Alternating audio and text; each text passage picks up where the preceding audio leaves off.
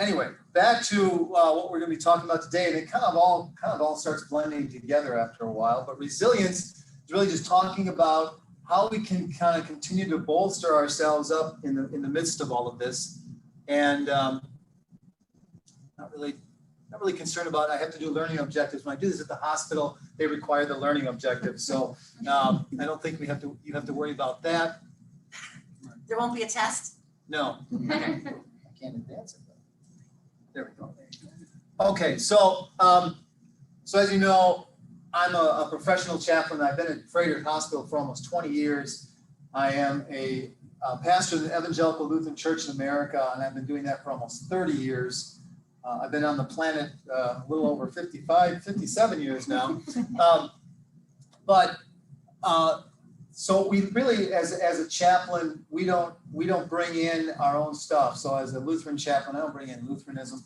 I just bring in whatever support I can, and hopefully that's what I do at the clinic as well. We see people as spiritual, and so it's just providing that little bit more support.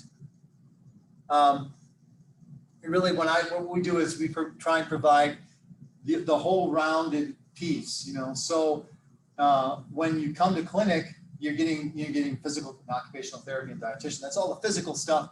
And Mary and Robin and Heidi and I kind of come and provide the emotional and spiritual as well. So try and hit the whole person at the clinic. I explained that. Okay, so anyway, my background in resiliency was really unintentional. As I kept going on in chaplaincy at the hospital, I started noticing a lot of things, and this really came from working in the intensive care units and working with the nurses. And what I saw was a lot of moral distress going on, because they were getting conflicting things. Families wanted to do this, and the doctors were saying this, and the nurses knew. And so the nurses a lot of times were under moral distress, and I was trying to figure out ways to help them through this. And it really started to translate to everything that I was doing, working with everybody, working especially in the clinic too, trying to help people just kind of, again, build some resiliency, figure out how to work through that, how to begin to become stronger and more resilient in things. So it was really unintentional. There we go. And personally, I had some things in my own history, and I'll share that a little bit later, but my own history kind of, when I looked back at it, did some reflecting on it, I realized I was working on being resilient at the time. So as I talked about moral distress, and I did actually do with Eric Jerry, who runs the Arizona Trauma Institute. I became a certified, I forget exactly what it's called, but it's a certified in resiliency trainer. So a lot of times when we talk about resiliency and things, what's happening is the compassion fatigue. And this we might see a lot with the caregivers. Certainly the caregivers in the room might have this happen to them, because the Viktor Frankl quote is, "That which is to give light must endure burning." So as you are giving, and we all tend to do that, we all, no matter who we are all giving in some way. And the more we give, the more it takes out of us. And so the idea then is that, well, yeah, we're going to burn a little bit, but the idea then is not to completely burn out. And that's what we're trying to resist there, not burning out, but figure out how to continue to give and refuel ourselves. So I like to do this because it gives people a chance to think about the world and things around them and what's going on. And you can see from this, we know that, and we hear it every single day. We turn on the news. There's so much going on. There's so much distress and things going on that kind of gets us all worked up and can become kind of stressful. And so then I ask, are you 100% safe right now? And anybody can answer. Do you feel 100% safe right now? No? Okay. I do. Okay. Why? Why? Because I live in a loving home with loving family and friends and neighbors. Okay, great. And I have a faith perspective that keeps me on the up. Okay. All right. That's great. A lot of people see this and they go, no, I'm not 100% safe, because anything can happen at any given time. the thing is that what I kind of set you up when I show all these pictures, because at this given moment, nothing is happening to any of us. We are all safe right now, right this second. Doesn't mean that, you know, when we leave here, we won't fall down the stairs. No, but anything can happen, and that's what happens to us. Anything can happen, and we start getting way ahead of ourselves, thinking, oh my gosh, this could happen, this could happen. But if we try and stay in the moment, nothing's happening right now. Okay, and this is why what happens is that where stress comes from. The stress comes from our perceived resources. So we have our perceived resources, and then there's something that demands something of us, and it starts to pull on us, and all the demands come, and pretty soon the demands outweigh the resources, and the stress grows. Okay, so that's kind of where that comes from.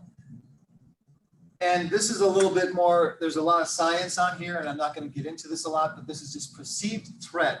So the idea is that when something is happening to us that is causing that stressful moment, the perceived threat, whether that's just an argument with somebody, or it's something bigger than that. You know, when we say threat, it doesn't mean that you're being threatened, your life is being threatened. It can be simply, you know, you have a quarrel with somebody. That can be a perceived threat. And so what happens is your heart rate goes up, your breathing rate goes up, your breathing volume goes down, so you're not breathing as much. You know, there's muscle tension, there's energy, your energy is way up, and you become dis-ease, basically. And so when that happens, you run into that. I take it to a basic, you know, just a quarrel between two people, just a little disagreement. Now, there's some people that you start pushing, you start poking the bear, and the bear starts to fight back, right? Mm-hmm. There's other times that that some people, depending on their personality, they shut down, and they go, I'm done, and they walk away from the fight. So that's that fight or flight. They're either going to fight, they're either going to stand up, you say something, and then I'm going to say something back, and it's going to go back, or the person just shuts down and says, I'm done, and you win, fine.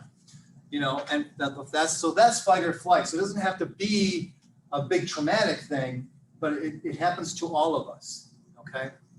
And here's the thing that we want to do when we're talking about this whole idea of stress and tension. And there is good stress. There is good stress. It keeps us going. It keeps us doing things. And we want to make sure that when we get to that discomfort zone of stress, and we don't want, once we reach that hump, that fatigue, exhaustion, and ill health and breakdown comes in, that's where the distress comes in. So we want to make sure that we kind of stay in what we call the sweet spot. Just that nice, we got enough tension during the day. We got things because it keeps us going, keeps us doing things, makes us paying our bills and all that kind of stuff. All right. So when we talk about resilience, we go, well, what is resilience? This is a pretty basic thing. And if we could all do this, we would all be perfect. But the ability to adapt to adverse conditions while maintaining a sense of purpose, balance, and positive and mental, physical well-being. And again, if we could all do it every single day, we'd all be perfect. But when we can keep ourselves trying to adapt and maintain that purpose and sense of balance, that's when we continue to move on, and we don't start catastrophizing, we don't start spinning out of control. And we keep that kind of that mental and physical well-being. Even in the midst of ALS, you can still have physical well-being, and so we want to just continue to try and maintain that for resilience. And it's also the power to cope with adversity and adapt to challenges or change. And you got changes happening all the time. And how do you adapt to it? How do you keep moving through it? Those are some of the things that you have the answer? I wish I had the answer, Okay. but it's different for everybody, because everybody has their own challenges and their own changes.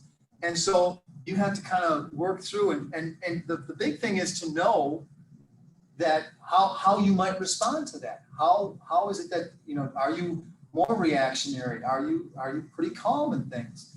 And and then we'll talk at the end kind of about how we can kind of build more resilience. So even if you feel like you might be more reactionary and less put together, there's some things that you can do to help build that. I want to ask. Yep. It's the physical well-being for the patient. Right. I mean, I understand that for the caregiver, and I understand that for the ALS person for a while. Right. But eventually that physical well-being just isn't going to be there. It's not going to be there. It's correct. It's correct. So And does so, that mean you can't be resilient? no, it just means that you're going to have more kind of, you're going to shift more a little bit instead of the physical well-being, trying to continue to maintain that kind of that positive mental piece.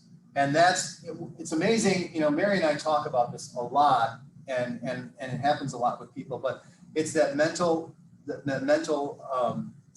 positive mental well-being, the positive, trying to stay positive, even though, yes, you're going to have the ups and downs, but overall more positive than like the glass is half full type of thing. And you're going to be focused more on that as the physical part is not there.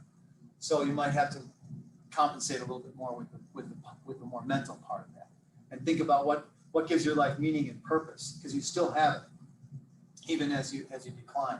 Can I point something out? Yep. I think Maggie is a perfect example, I believe, because her body is not as good as it once was, but her attitude has always been grateful for what she's got. Yep.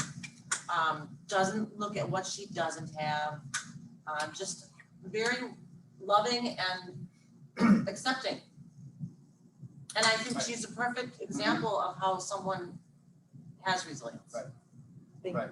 And then we have a lot of that. We see a lot of that. I'm probably eventually, I know that somewhere in here, I was going to bring Tim Gerke into this, because if you read that article about Tim, the one thing I like about that is that all the adversity in his life, all this has been through his life.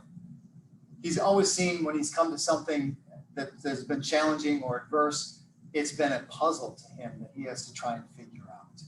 And I think that's an amazing thing when you think about, it's just a puzzle, and I have to try and figure out pieces to the puzzle and how they fit together. That's an amazing resilience right there. When you can look at that. I have a bunch of stories in my head. So sometimes let me just keep going, and I know that they'll also come out at that time as well. So inner strength, hardiness to the ability to trust in personal attributes, and self-protection, ability to create boundaries between work and home.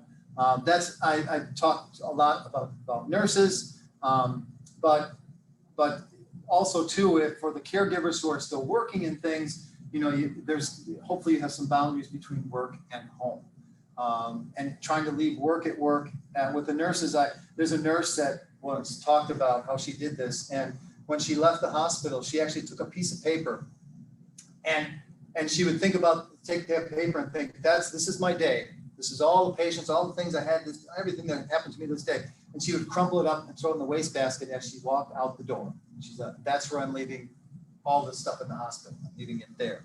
And she would walk out. So, sometimes it's actually doing something physical like that to actually to separate yourself from work and home. So Flip off the light switch.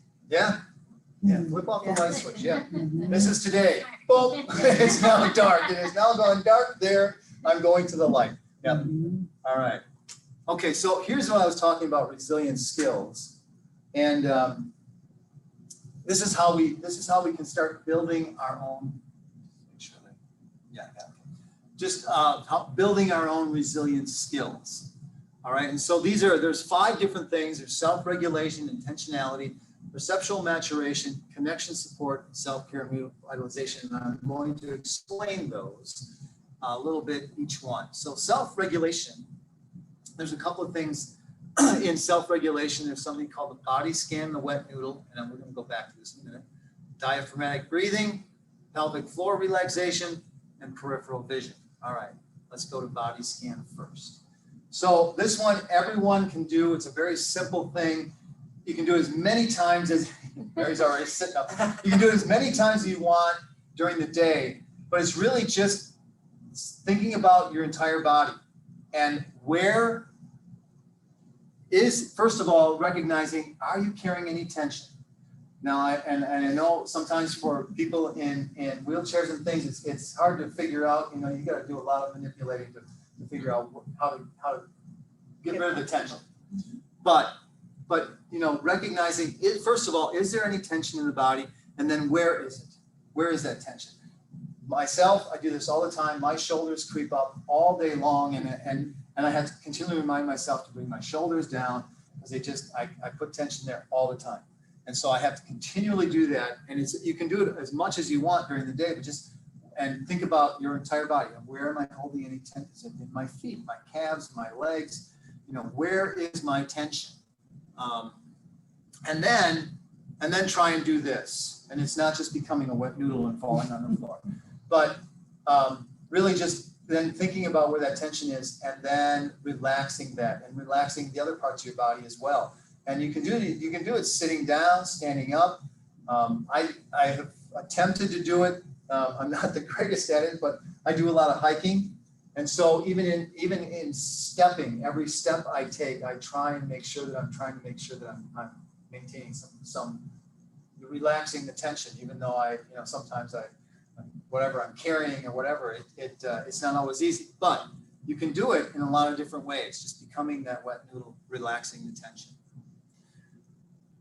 This one is hard for some relaxations, and the diaphragm's a great piece, a great organ in the body. It helps in regulating the breathing, and when you're breathing from your diaphragm, it all fills up right through here. And I know that that's sometimes a challenge for ALS patients to breathe from their diaphragm because their diaphragm's not working as well. But yeah. This is really sassy, but can you call us people? Oh, absolutely. We're I'm not sorry. patients. Yes, I'm sorry. I am sorry. Yeah. Excuse me. No. That's Interrupting. no. That's perfectly fine. I get my hospital mode, and but so the folks with ALS are people there that are challenged with that. It is hard to breathe from the diaphragm. So I try and when I give this, try and say, do the best you can with the deep breathing, because you really that's the biggest thing to do is really try and breathe as deep as you can, whatever the challenges are with that. But it's the whole idea of filling that cavity up and then pushing it out, and doing that a couple of times, and that really does help relieve your tension. You can do it. Like I said, it is not always easy. The pelvic floor relaxation is another one, and this one is kind of hard to explain to people, but it's the pelvic floor is kind of in this region. If you know anything about the Kegel muscle, that's your pelvic floor. So if you have any experience using your Kegel muscles, that is the pelvic floor relaxation. And if you can totally relax that, and I'm here to tell you that it does work, because I know for myself, when I drive to work, I live in Waukesha, and I drive to Froedtert every day. And I was at a point where I could not believe that people could not drive better than what they do. And I just came to the thought that, why can't people just drive like me, and the world would be perfect? But since they're not going to do that, I would get really worked up when I was driving to work. And I was just, by the time I got to work, I was like, oh my gosh, I can't do all this stupid people. But I started doing the pelvic floor just relaxation when I was driving to work, and it was like, oh, look at that, another idiot. Okay. And I became much more relaxed about it, almost laughing about it. And it was so much easier than when I got to work. I wasn't all worked up about all the weird driving that took place. And it really does work. And so when things are getting a little bit hectic, or you're feeling the tension or whatever, think about trying to relax that pelvic floor, because it does relieve the pressure on the vagus nerve. The vagus nerve is, I don't know if anybody knows about the vagus nerve, but it's a huge nerve that runs all the way down your body, basically. And when you can relieve that tension on that vagus nerve, it really does take the tension out of the body all over. Jim, Mhm. I just want to point out, years ago when you had been giving this presentation, it was different. And I remember you saying that you had had comedy on the radio while you were driving. Yeah. And that kept, oh, Yeah. you're not No, you're right. Okay. And it's coming. Oh, sorry. No, but laughter's another piece, and we're gonna get to that. Okay, sorry. We're gonna get to that, but yes, yeah, and that's another, one of my other boundaries from work, but I'll share that in a second. So Mary's good about remembering all this stuff, and it's great. This one is really, really tough for people to understand. It's a strange thing, because with the peripheral vision, you focus on a spot on the wall straight ahead, and then keeping your focus there, you widen the field of view. So like you're looking at that one spot, but then you're also allowing all of it to come in as wide as you can to experience everything around you. And what you're doing with that is you're should have it here, but anyway, it really does kind of give you that relaxation and taking that moment and bringing in as much as you can, and it's a release of all of the kind of the tension that's around you. Okay, So you're saying focus on this one spot and everything peripherally, and you kind of look, you and go that'll out relax you. you go out as wide as you can, and you start to just feel like you're bringing into your own world, and it helps calm you down. Because when it comes right down to it, who is actually squeezing your muscles? I'm not reaching over and squeezing your muscles. You're doing that to yourself, right? So we're moving on to the second one. The second skill is intentionality. And so this quote from Viktor Frankl is kind of the crux of this. It says, between stimulus and response, there is a space. In that space is our power to choose our response. In our response lies growth and freedom.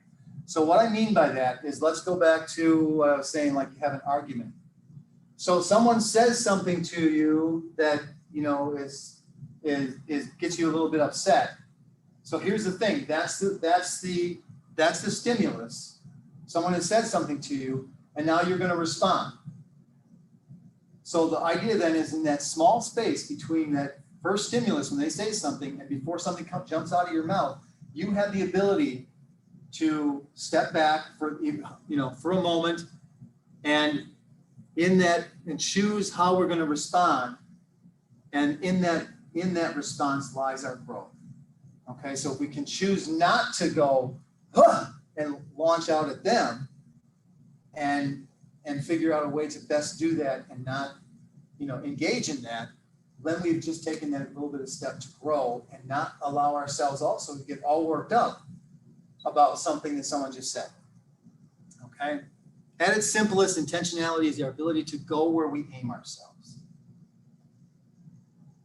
All right, so perceptual maturation. Now this one's kind of fun. I like this one because it says, change the way you look at things, and the things you look at change. So if we're able to look at things differently, then the thing we look at will have changed. So let me just show you what I mean by that. So we've all seen this, right? You all know about the arrow. Does everybody know about the arrow? That arrow is right there, right? Can you see the arrow? Yep, it's in there. Now that I've pointed the arrow out, every time that FedEx truck drives by, every time that plane, every time that package shows up, you will see that arrow, okay? That's what I mean by our perception. Here's another one. Do you see the frog? Yes. Do you see the horse? Yeah, okay. When I do this, some people, when I see them go like this, then I know they're looking for the horse, okay? So I'll turn it. So now I turn the picture. Here's the head of the frog down here. Now you got the horse and the mane. I'll go back. So you got the horse, now the frog's head here. Here's the horse's eye and the mane down there. But now that I've pointed that out, every time if you see this picture ever again, you will probably see both, or maybe you'll see just the horse or the frog or whatever. but you won't look at it the same again, okay? You can control your perception and your response, all right? Here's what I'm saying. If the actual event looks like this, but your perception, you're perceived of the event as this, that's when you lose control, okay? Because this is not a tragic thing. It's not out of control. But if your perception, if you respond to it this way, you're out of control, okay? And you've lost the ability to kind of center and be calm and address what needs to be addressed. That's what I mean by your perception, okay? Connection and support. And in the world of ALS, that's huge. We do talk about that a lot at clinics, saying that there are many people out there that, you know, that you can stay connected with, that are support to you. This is I love this. I love this support group. It's great to have all the people, and hopefully you can continue doing Zoom and still fill up a room, because it's just, and you've got that sheet contact. Some of you have contacted each other and talked with each other. That's the thing, that you are not alone. And there are people out there that understand it. Even I can talk all day long about some of this stuff, but I don't understand what you're going through directly. And so when you are able to talk with each other about that, and like you were sharing about the caregiving, that's huge. That's huge, because you found a couple of things that work within your friends, and other people have to figure that out too. So if someone else hears that and goes, well, I suppose I could ask Bob down the street, you know, something like that. So it just opens up avenues for people. So you are not alone. Okay. Yeah. I'm always impressed with people that say, Maggie, you do know how to ask for help, and that's a huge step. Some people just don't know how to ask for help, but it opens the door. And then it's, if you borrow sugar from your neighbor, they'll borrow the oatmeal when they need it. But you have to, I think, really be okay with asking for help, and that just doesn't come naturally to everyone. Right. And, you know, we've all met people that say, you know, just, hey, call if you need something. And I'm not sure if they really mean that. But hopefully, when your friends say that to you, do it. Yep. You know, and it doesn't have to be, hey, could you go and just pick up something from the grocery store when you go there? People would be honored if you did that. But some people are just like, oh, I can't ask anybody to do that. It's just, you know, it's going to put them out.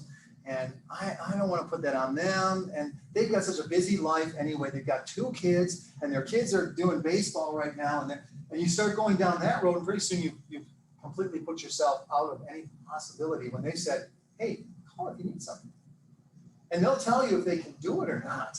You know, if they really can't do it, they're going to say, oh, man, I wish I could do that. Can I help you in some other way, maybe? You know, so that's a great point, Maggie. Don't be afraid to say Pride. something. Yeah. Pride gets in the way. Yeah, don't be afraid. And I always think it would be more difficult for men It to is. ask for help. It is, most definitely. Because there's a definite pride thing, because you know people are supposed to take care of things, right? So that's a lot of pull too. So you got to get over some of that. That's hard.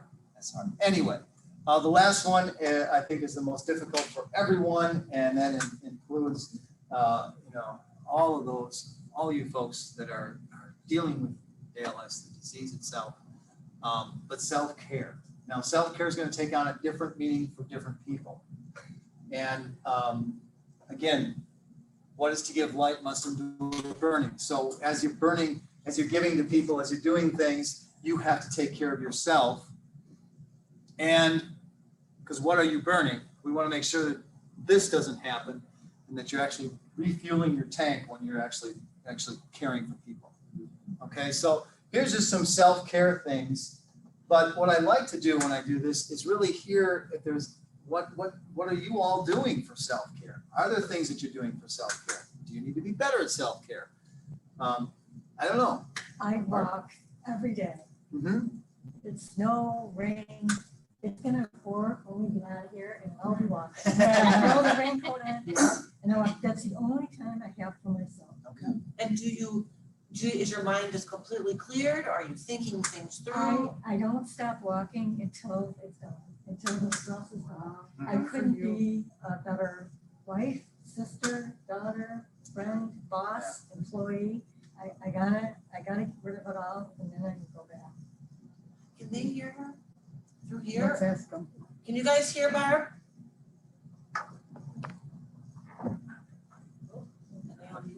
Where'd they all go? They're all over here. On the right. Oh, Yeah, I they just all thought over. I'd turn it so that they, We I can don't know hear if her. they can, Okay. You can hear. Thank you. All right, all right. I don't know if they can see us Yeah. anymore, Probably but not. They can see you. No, I think they got the screen, but. And all of my neighbors, right, I know throughout the entire village. The that- walker. That I'm the walker. Yeah. And don't bother her, you know, she doesn't wanna she's walk with you. focused. Walk with you. You know, It's her time. Yeah. Children, don't talk to that woman. She might stab But, you know, Ignore that woman. that's a great thing though, that they also, they recognize that, you know, that you're okay. Yeah. You need this time, that you don't need to have somebody walk in with you. Yep. Just give you that time, and that they recognize it. That's an excellent piece as well. Because sometimes, you know, sometimes you want it, you want people around you, and then other times you just need to, I need to clear everything. So, that for myself, that's why I hike. That's why I go out in the wilderness. That's why I spend a lot of time camping by myself. People say, you go and do this all by yourself? Absolutely. It's the only time that I can really recharge. I love being around people. I love doing what I do at the hospital, but it does take its toll. And I need to refuel out in nature. That's how I do it. So one thing I like to really point out, that don't discount the one thing that everybody can do, and that is music. Whether you can dance or not is one thing. She's kind of dancing with that, but music really does touch a different part of us, no matter what. No matter if we're you know, especially if we're analytical and right brain or whatever it is, music touches a different part of our brain, and it engages that piece, that artistic piece that's all in us. We just don't know that we have artistic pieces in us, but it's all in there, and it touches us in a different way, no matter what that music is. You know, I don't judge other people's music because it means something to them, even though I may not care for that particular kind of music, but it touches something. I love Broadway and tunes like that. I can't watch, or I can't listen to, toward the end of Hamilton, there's a piece in that, one piece in that, I fall apart. I'm sobbing. And every single time, even though I prepared myself for it, every time I hear this song, I still can't get through it without sobbing.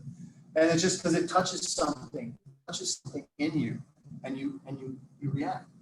Okay, so don't discount music, because we can all have that be a part of us, and that can be a resilience as well, building resilience, because it's taking care of ourselves. It's letting, I must need to cry at that point, let it out, because that's why that song came up.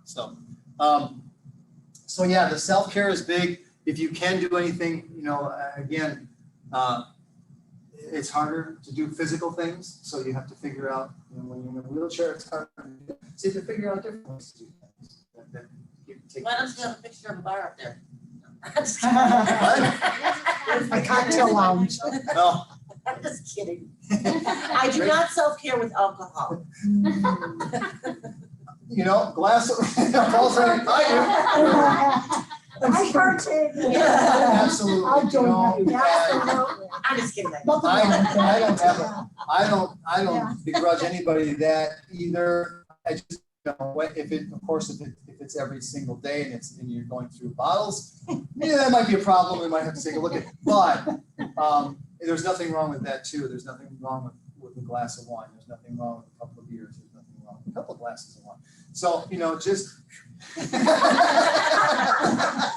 the chaplain says it's okay, then I don't have to feel guilty anymore. if you're asking yourself, am I drinking too much? You're drinking too much. We Okay. got the chaplain's okay. Yes, you do. Yes, you do.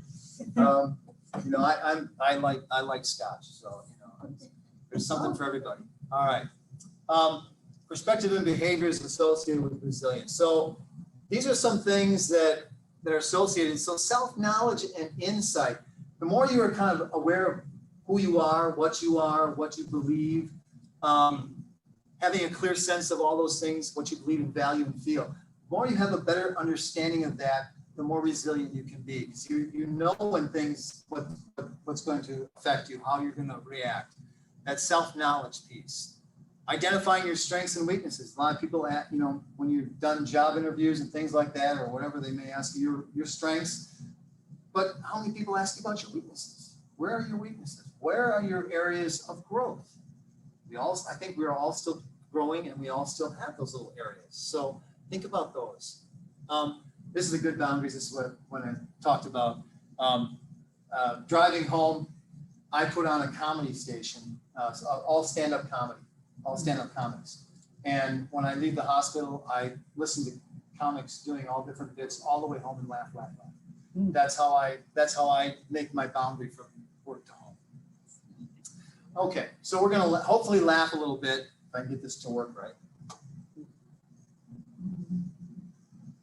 Hopefully we can do a little laughing.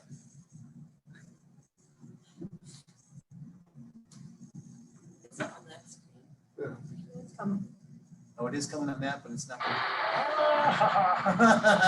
It's probably not gonna work, right? collective consciousness of our entire nation. You don't need to see it that much, you just need to listen. Coast is captured by a single solitary event.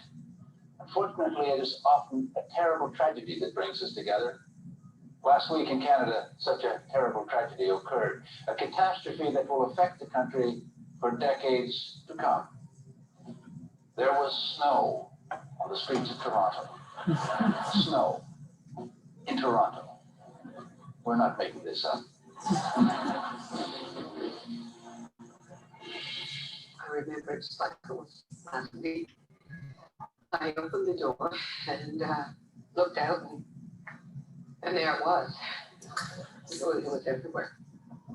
I'm sorry. This is hard. When I saw my Lexus in the driveway, it was covered. You could not see in, you could not see out. It finally hit home.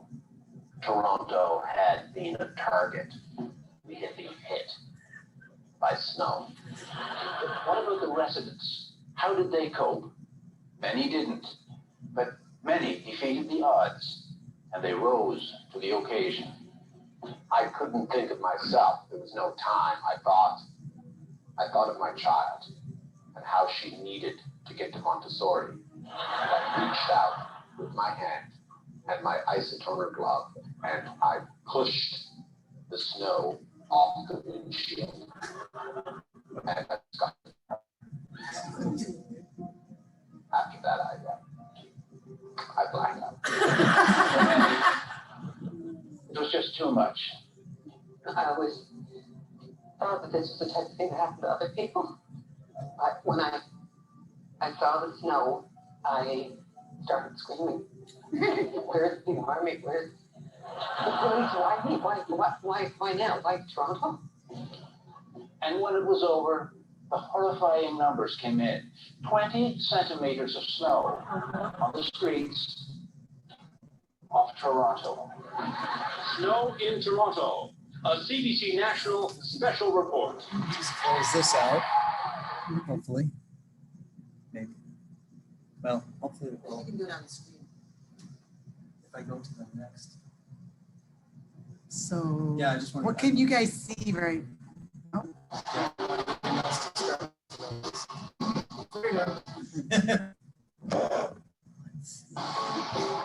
I think I need them. All right. Welcome to Calgary, Alberta, home to so many great Canadians, and my favorite Canadian, who I'm going on a date with today. She said yes. I There did. we go. There I am. Okay. Hello, Jay. Why We're going can't on a I? date. We're very modern. So you pick happy day. There. Okay. That was exciting. Oh, wait, I want the, can you guys still see the slides at home? Okay, You can see the slides? Okay. I just want to make, is that what? Yeah. Okay, okay. Okay, all right. So then a few more little laughs with church signs. I think as a pastor, I can't not bring in some church signs, but it says, "Do you know what hell is? Come hear our preacher." And this was another one that might have been somewhere. "Don't let worry kill you off. Let the church help." "Remember in prayer the many who are sick of our community and church and community." And my favorite, the associate minister unveiled the church's new campaign slogan last Sunday: "I upped my pledge, up yours." All right. So I think laughter, I know that there's lots of our folks that come into the clinic and they talk about that. Hey, we just keep laughing. Okay. That sometimes is something that I think of Ted and Jackie. They do a lot of laughing. So, so laughter is big. Acceptance. Setbacks and failures is seen as regular events rather than surprises. So that's a tough one. Setbacks and failures. Setbacks, they come a lot for all of us, and but certainly it is a tricky thing. The one story I tell about this one is that there was a gentleman, older gentleman, and his wife that came in, and they were doing a power of attorney for healthcare, helping them work on that. And he had a diagnosis of cancer, and it was probably not survivable.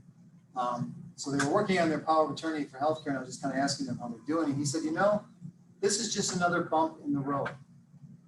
Wow, it's just another bump in the road. They've been married, I don't know how many years, a long time. And he said, this is just another thing that we're going through.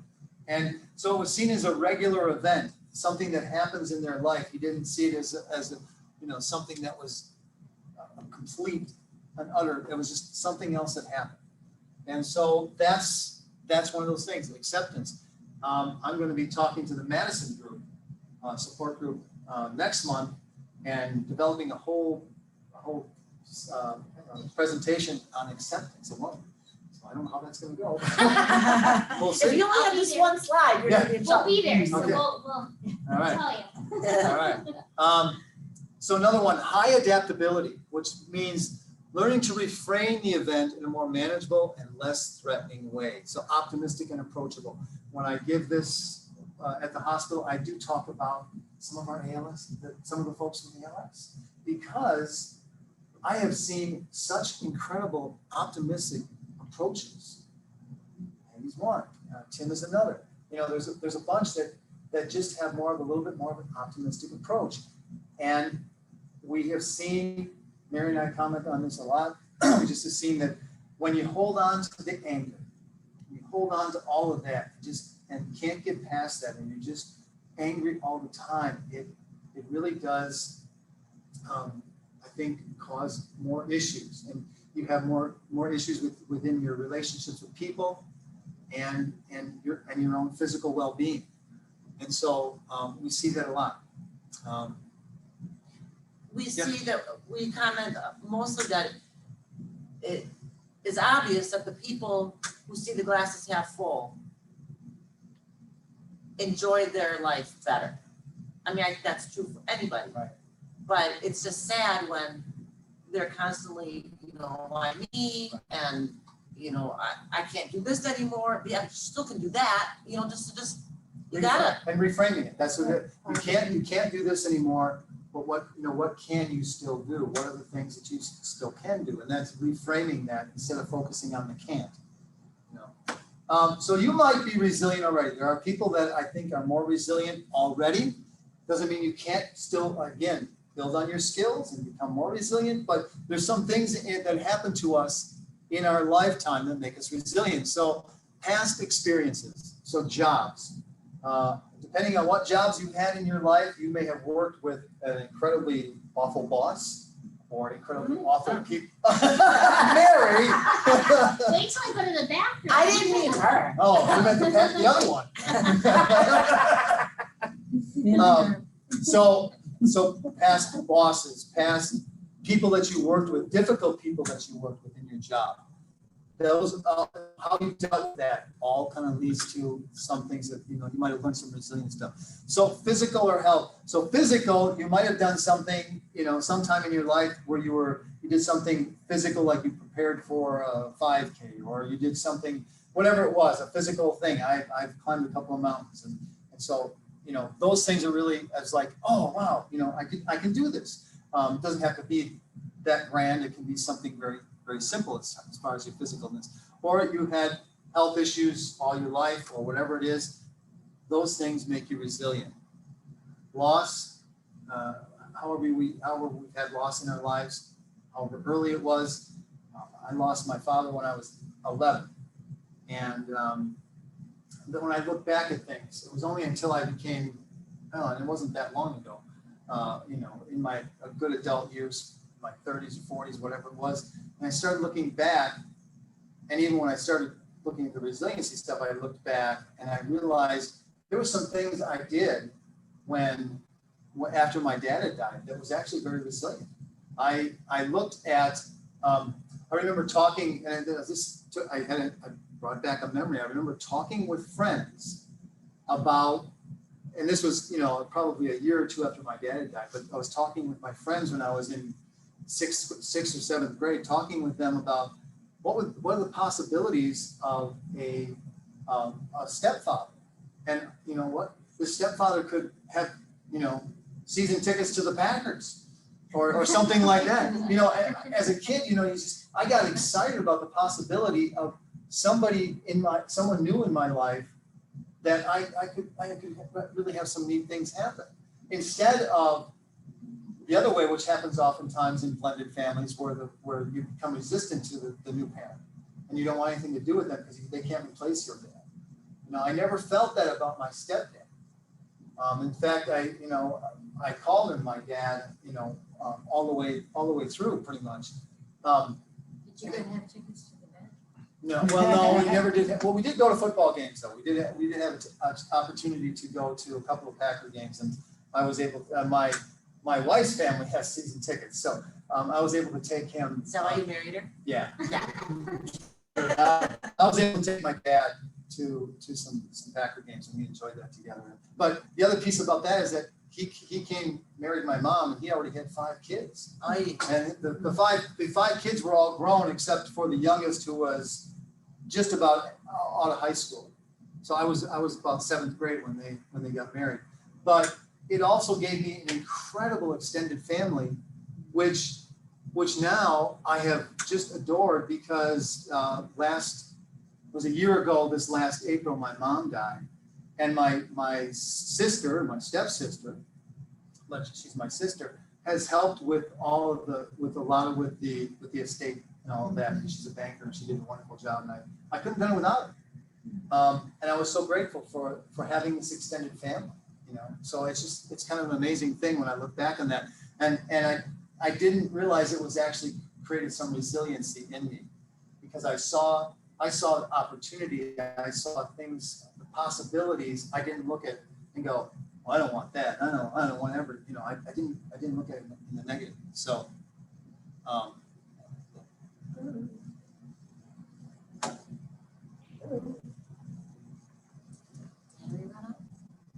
there we go. Okay. So personal example, that was my personal example. Okay. So how we do resiliency is a lot like climbing Mount Everest.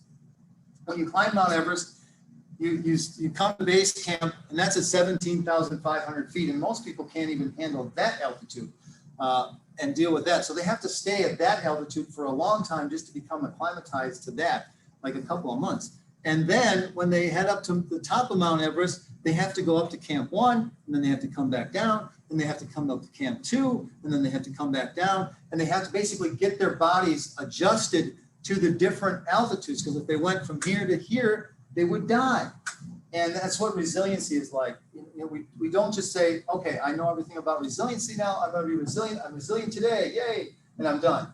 It's not like that. We continually struggle with it. Some things we find that we're resilient, and then other things we don't. We have to come back down and start all over again, which, you know, and figure out those things that that work for us. And so it's a constant daily struggle to work through resiliency. That's how we do it. There's another piece of, you may have heard a lot about mindfulness. Mindfulness is really a big piece of resiliency. So basically mindfulness is saying we have today. And just to kind of concentrate on the moment and think about what's happening right now. The other piece of that is just paying attention to those around you and gratitude, giving gratitude. How do we, when we give gratitude towards the people that we care about, that helps us. It focuses in on all those good things that we have, positiveness. And so there's a little gratitude exercise that you can do, whether you do it at night before you go to bed, or even when you wake up in the morning. You think of like 3 people that have made a difference in your life, and you actually just picture each one in your mind singly and extend them gratitude, just by just thinking about and extending them gratitude. And you can do that, and it's a really simple little exercise, and it really helps kind of ground you. Mindfulness meditation. I know meditation sometimes it's like, oh, you see people sitting cross-legged and trying to achieve that inner peace. And mindfulness meditation is really not about trying to achieve that peace or that, get everything else out of your mind. It is just kind of focusing in on what's happening with your body, what's happening at the moment. And if something comes and interrupts your thoughts or interrupts your kind of your meditation, you kind of say, oh, there was a car that just went by. I recognize that. I'm going to let that go. I'm not going to think about that car right now. And that's how we do meditation, mindfulness. It's simple, and a lot of people get caught up in the word meditation. I think it's more just kind of just being as more as meditation. All right. And that's a little bit more about mindfulness.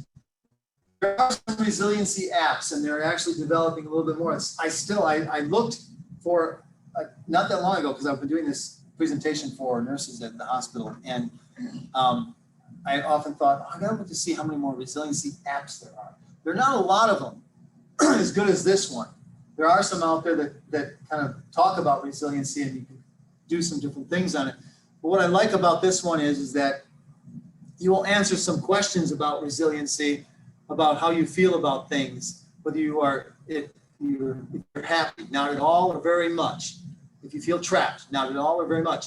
So when you answer all these questions, then that meter on the other side where you see the 20, that little meter right there, and it'll tell you whether you have low or high resiliency, okay? The other thing I like about this is that you enter in the time since your last vacation. Everyone's going, oh no, it's been, I can't even remember what last time. But if it's well, I should say, if it starts getting into months or years, this whole thing turns red and lets you know it's been too long since you've had a vacation. You should take one. How do you define How much? a day? Well, it's under here. It says the time since your last vacation. So if it's only been 8 hours, here's the hour mark, here's the day mark, here's the month mark, here's the year. So if it's been a year since your last vacation, I think what she's asking, no. can a vacation be one day, or does it have to be a week long vacation? Okay. If you have a day vacation, Does that count? how do you define a vacation? That's a good point. And I'm not exactly Can I sure. answer it? Yeah, absolutely. I define it by my last adventure. Your last one? Adventure. Yeah. Maybe it was for a new cheeseburger, a new glass of wine, or Ah, a trip in the car that I hadn't been on before. So for me, adventure is everything. Anything new? I'm adding that to my resiliency. You should ask permission. Presentation. If that's okay with you. Of course. Excellent. That is Because so true. I mean, because in retrospect, for Tom and me, we spent a week at Mayo, and in retrospect, that was a real adventure. And it was we look back on it as that was the last vacation we were on. It was Okay. week in Mayo. Okay. All right. And I think that's a really good way to distinguish it, Maggie, is just saying that since your last adventure. Yeah, people with ALS are not going on vacation. No, of course not. Right. Of course exactly. not. Of course not. But it can be an adventure going to the grocery store. I mean, Yeah. when you That's say, not my adventure. Might be his. So they need to change that time since your last adventure. Adventure. I wish I could change it on there. That's part of the app, but I'll send that into them. I like that a lot. I do. That's an amazing thing because I never even thought about it as in that way. So that's excellent. Thank you. See, I learn and I gain from doing this all the time. You asked the question, so thank you. Yes, yes, Very good. excellent. Thank you all for that. There is an old school as well for resiliency scale. There's a 14-point little thing you can print out and you can answer by filling in, just like you did when you took tests in school, filling up the little circles. And then you can score it by however you fit in the strongly disagree, or the questions are like, I usually manage one way or another. I feel proud that I have accomplished things in life. I usually take things in stride. I'm a friend with myself. So however you respond to those, strongly disagree or strongly agree. So like I said, it's just one way to kind of more or less give you a general idea as how resilient you are. Okay. And I enjoy this. Muhammad Ali was a 3-time world championship heavyweight boxing champion, named Sportsman of the Century by Sports Illustrated. Just an incredible sportsman. But he said, inside of the ring or out, ain't nothing wrong with going down. It's staying down that's wrong. And I think that's a huge thing. It's because we're all going to get knocked down. It's whether we can get back up and keep going. And then I love this from Christopher Robin to Winnie the Pooh. You're braver than you believe, you're stronger than you seem, and you are smarter than you think. All right.